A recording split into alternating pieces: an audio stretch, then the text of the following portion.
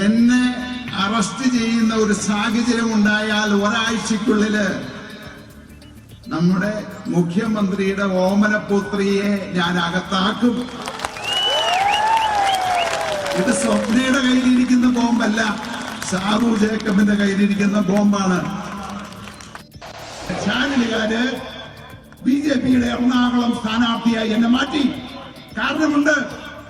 അവർക്കറിയാം ഇന്നിവിടെ നടക്കാൻ പോകുന്ന മഹാസമ്മേളനത്തില് 10,000-കണക്കിന് ആളുകളാണ് എന്നെ വിശ്വസിച്ച്, ഈ പാർട്ടിയെ വിശ്വസിച്ച് ഈ ഗ്രൗണ്ടിലേക്ക് ഒഴുകിയെത്തുന്നത്.